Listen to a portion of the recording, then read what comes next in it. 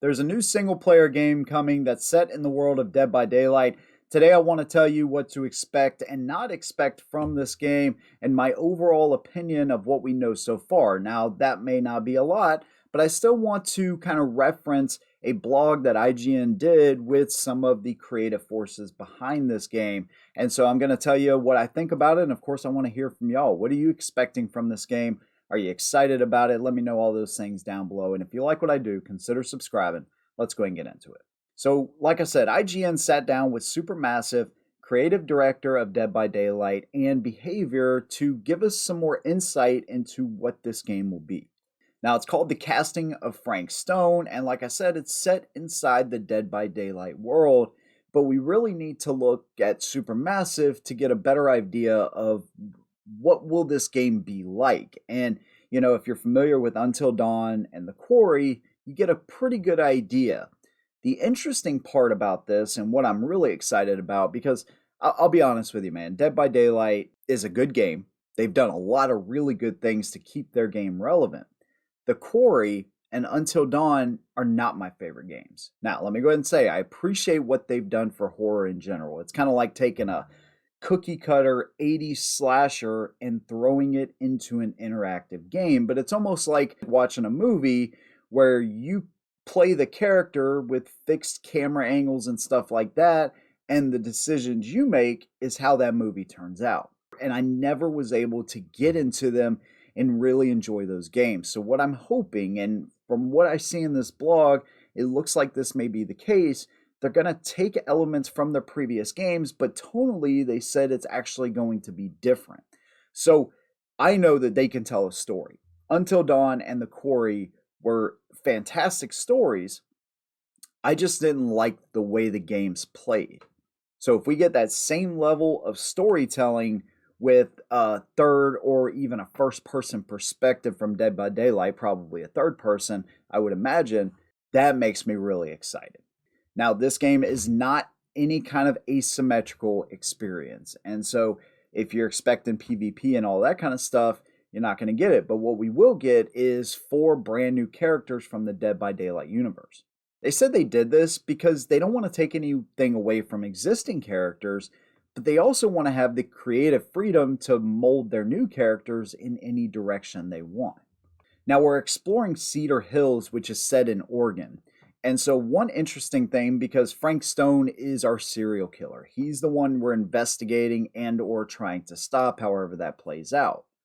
But in the steel mill, which is, I guess where most of the action will take place, is his house of horrors, if you will. But also the surrounding community has been affected deeply by what he's done and, basically haunted this town for ages, for years, is what they said. And so I don't know if we'll be able to explore the surrounding town and the steel mill, or if it would just be the steel mill and we'll kind of, get some backstory about how this actually affected the town as a whole. Now, they also mentioned that this is not an origin story for Dead by Daylight. It's more of an origin of Frank Stone. He's the one that we are, really interested in. And while there will be things like the entity and gameplay designs and elements of Dead by Daylight, it's not really an origin story for that as much as it is the serial killer himself. And they also said that you don't really need to have any kind of prior experience with their games or even Dead by Daylight for that matter to enjoy this entry. Now, there's one thing I want to read here right off of the blog. And so the question was, do you think Frank Stone takes the horror genre in an unexpected direction, or is it following tradition? And if so, what tradition? Supermassive Games said, I think it will be unexpected. I think.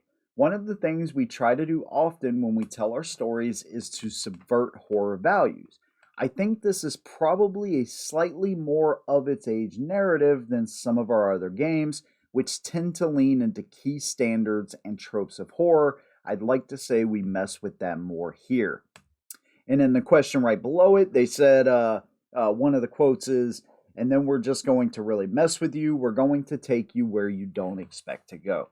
This is one of the more exciting parts from this entire blog that I read, because it is true that they typically will take a like I said, an 80s slasher movie and kind of throw you in the mix and let you make the decisions. And so I'm really excited to see the new direction that they're taking this game inside of the Dead by Daylight world. Now, this game has been 2 years in the making, which honestly is not as long as you would think it would be, and it's supposed to come out in 2024. Now, because it's been in development for 2 years, I would say definitely the end of 2024 for sure. We're probably still a year away, and they're going to want to stay away from GTA 6 release for sure. So maybe next Halloween is a potential release date. I would assume they would take advantage of that for sure if that's when it's actually going to release and it doesn't get pushed back. Overall, man, I'm most excited about Supermassive and their storytelling, but them also taking this in a different direction than what their other games have been. Because, like I said, man, I'm just not a huge fan of an interactive movie. I hope we get something more than that. That's just my opinion, though. I'd love to hear yours down below. And again, if you like what I do, consider subscribing. See you on the next one. And as always, holding down.